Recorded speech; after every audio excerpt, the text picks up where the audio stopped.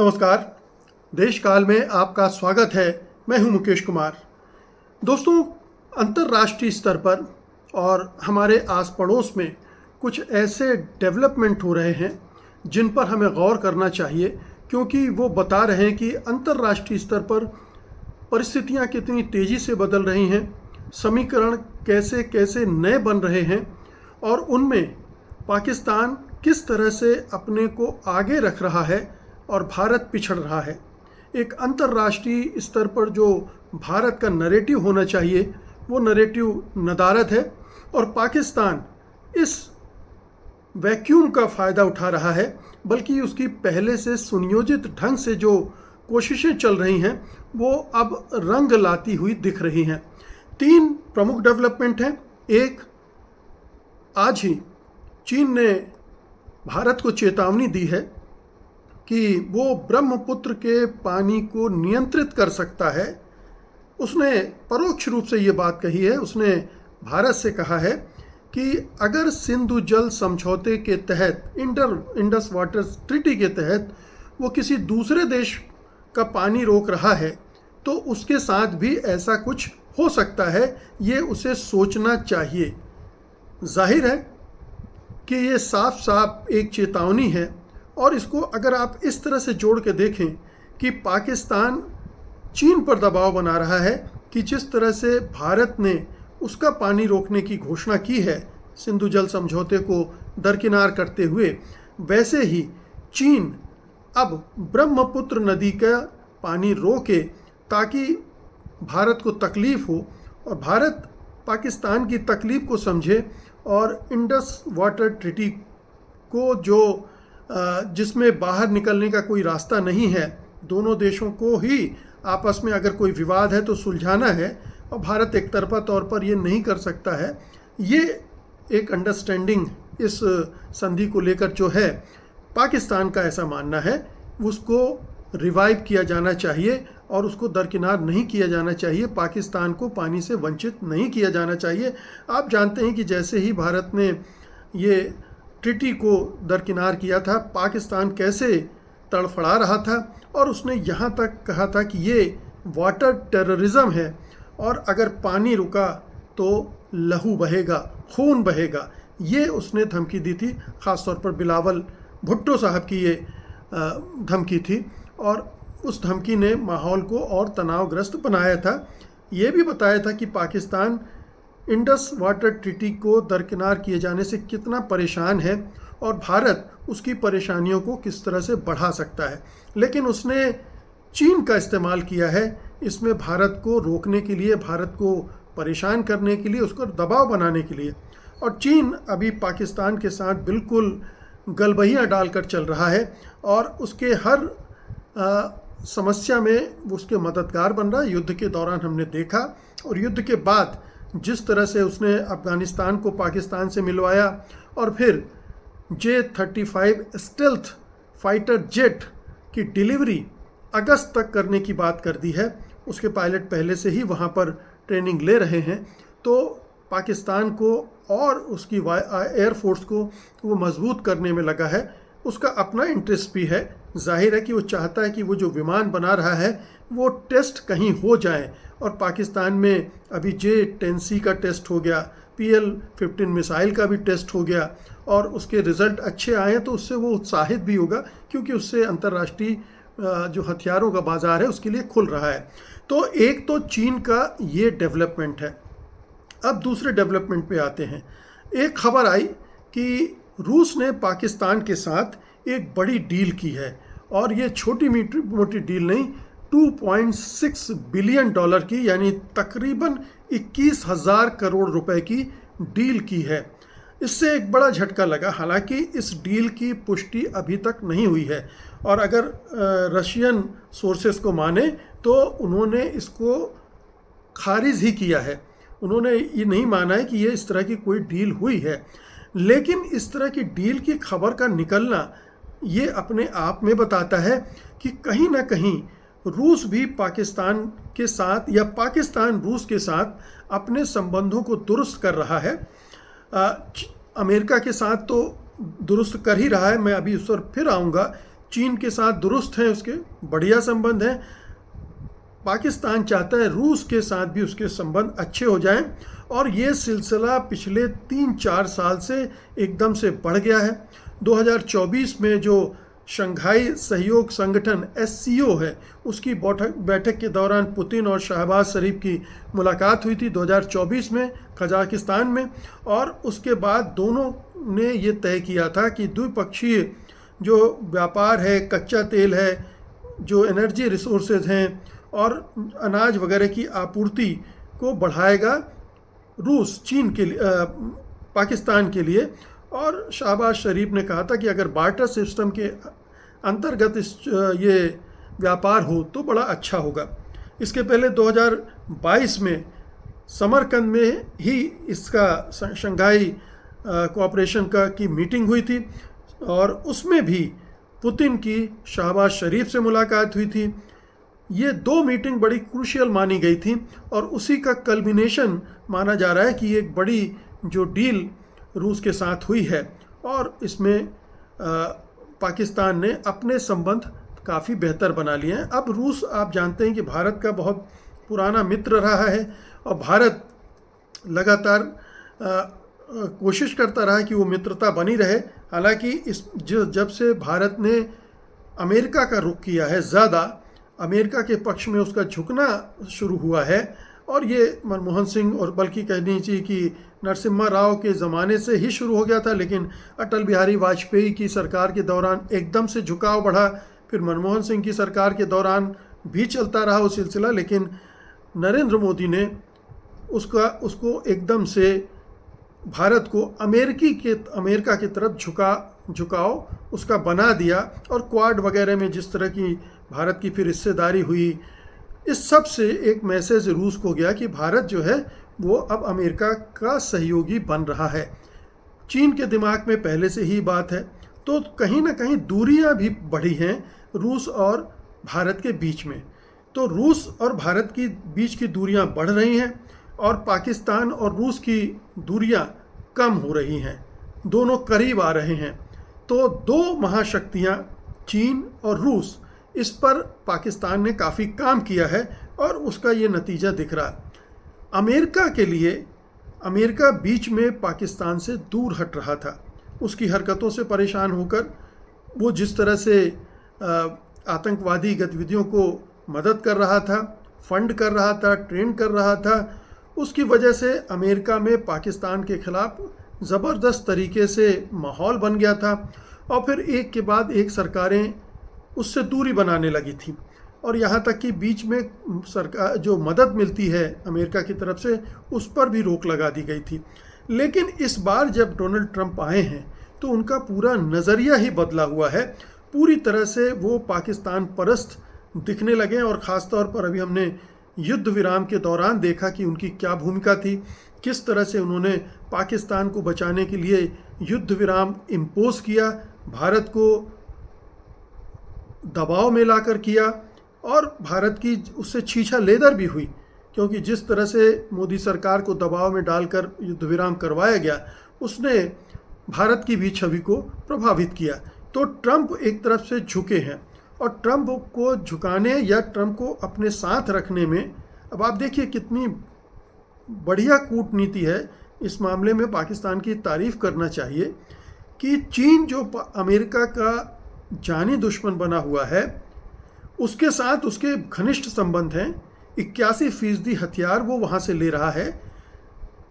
चीन ने पाकिस्तान में तमाम तरह के प्रोजेक्ट चला रखे हैं, पूरा बलूचिस्तान में चीन घुसा हुआ है, ग्वादर पोर्ट वगैरह, इधर गिलगिट की तरफ सी पैक का प्रोजेक्ट है, BRI का प्रोजेक्ट है, ये तमाम प्रोजेक्ट चल रहे हैं। और ऐसी सूरत में उसने अमेरिका के ट्रंप प्रशासन को भी अपने साथ खींच लाने में सफलता कायम कर ली है। और बताया जा रहा है कि ये सफलता एक दूसरे तरीके से की रणनीति से किया गया है, और उसमें रणनीति ये रही है कि ट्रंप सरकार के बजाय ट्रंप परिवार को प्राथमिकता दें, ट्रंप के कारोबार को प्राथमिकता दें, और वहाँ लालच दिया जाए पाकिस्तान में आकर कुछ अपने उद्योग धंधे विकसित करने के लिए। और इस मामले में जो ट्रंप परिवार के लोग हैं वो पाकिस्तान के टच में लगातार हैं, और दूसरे ज़रियों से भी जो पाकिस्तान के कारोबारी हैं उनको ट्रंप के साथ लगा दिया गया है।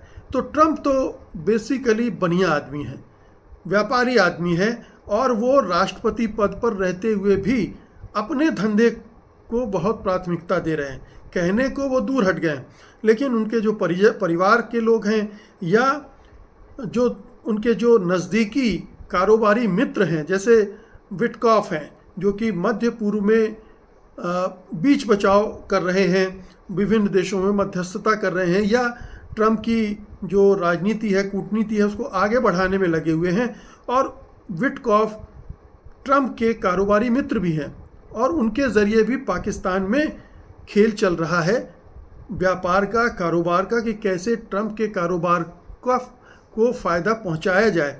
तो पाकिस्तान ने, शहबाज शरीफ ने वो रास्ता अपनाने के बजाय जिसमें भारत चल रहा था कि हम ट्रंप सरकार से औपचारिक ढंग से, आधिकारिक ढंग से अपने संबंध बनाएंगे, वो रास्ता उसने नहीं अपनाया।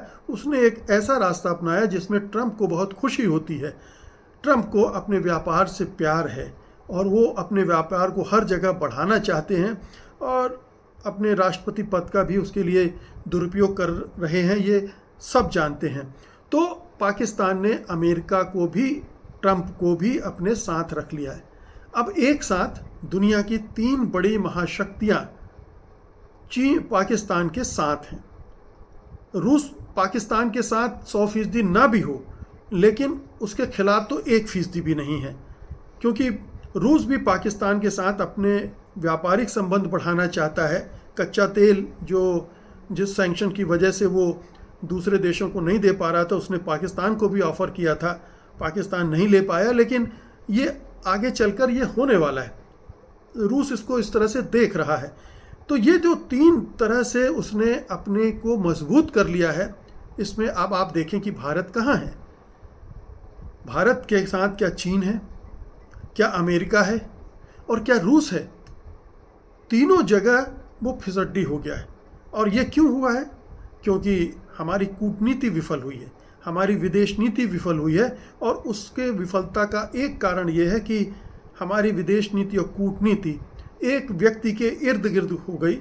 उसके अहंकार, उसके विश्व गुरु बनने की महत्वाकांक्षा, हर जगह छा जाने की इच्छा, हर जगह दिखने की इच्छा, हर बातचीत को अपने हिसाब से मोड़ने की इच्छा, और ना समझी के बावजूद अपने को सबसे समझदार बताने और साबित करने की इच्छा, जो उन्होंने यूक्रेन वार को रुकवाने के प्रयास किए, उसमें भी झलक गई। तो भारत इस मामले में बहुत पिछड़ गया है, और इसीलिए अंतर्राष्ट्रीय स्तर पर पाकिस्तान का नैरेटिव तो बड़े आराम से खींच रहा है। पाकिस्तान अपने प्रति सिंपैथी भी पैदा कर रहा है। अब देखिए, कोलंबिया एक छोटा सा देश है जो कि बहुत मायने नहीं रखता अंतर्राष्ट्रीय राजनीति में। हमारा सर्वदलीय प्रतिनिधिमंडल वहाँ गया था, और कोलंबिया ने पाकिस्तान की तारीफ कर दी और हमारी आलोचना कर दी।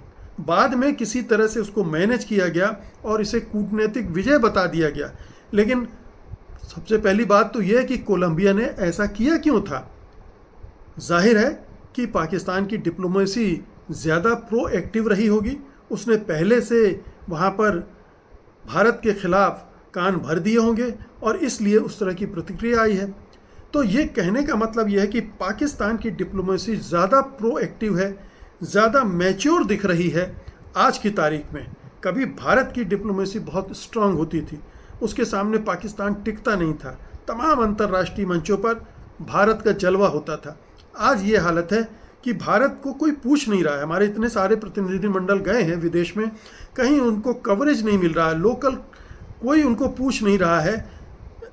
छोटे स्तर के अधिकारियों से मुलाकात हो रही है, या फिर वो जो भारतवंशी हैं उन्हीं से मिलकर वो खुश हो रहे हैं। और एक एजेंसी यहाँ से गई है, वही बार बार एक ही माइक दिखेगा, जितना भी वहाँ से रिपोर्टिंग हो रही है उसी तरह की रिपोर्ट आपको देखने को मिलेगी।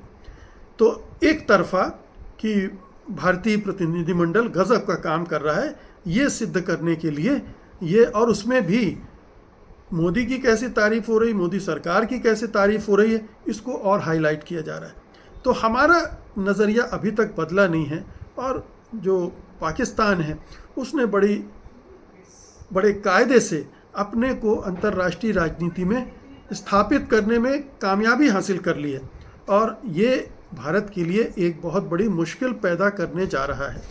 अब देखिए कि भारत के लिए एक बहुत अच्छा रास्ता खुल रहा था कि रूस के विदेश मंत्री सेर्गेई लावरोव ने कहा कि हम RIC यानी रूस, इंडिया और चाइना की जो तिकड़ी है, जो एक मजबूत गठबंधन बन सकता है, हम उसको फिर से मजबूत करना चाहते हैं।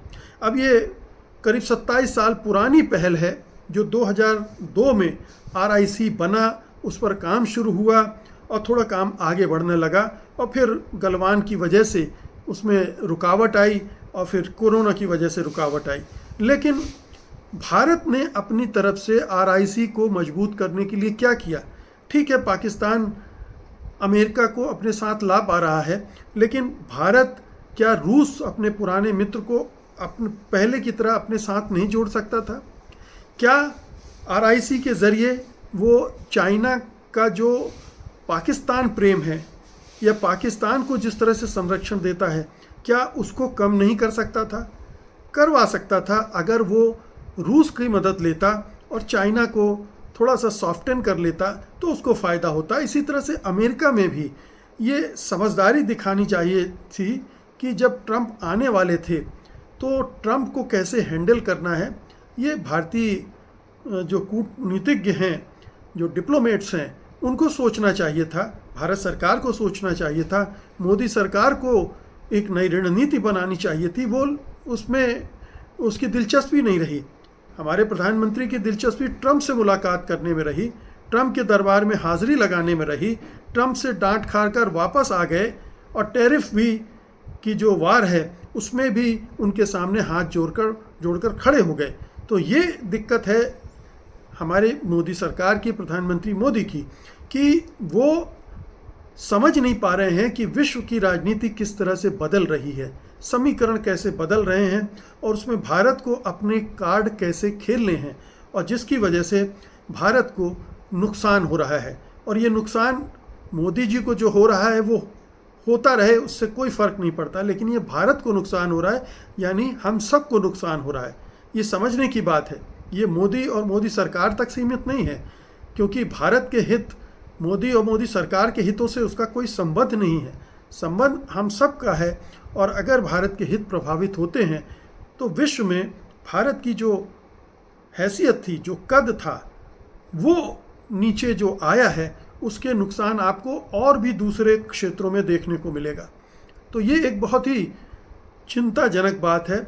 इस पर हम लोग बार बार बात करते रहे हैं कि कूटनीति कूटनीति कूटनीति, पाकिस्तान की कूटनीति और भारत की कूटनीति, ये आमने सामने रख कर देखिए तो आपको समझ में आएगा कि पाकिस्तान कैसे आगे निकल रहा है और भारत कैसे पीछे पिछड़ रहा है। बहुत बहुत शुक्रिया आपका। धन्यवाद। नमस्कार।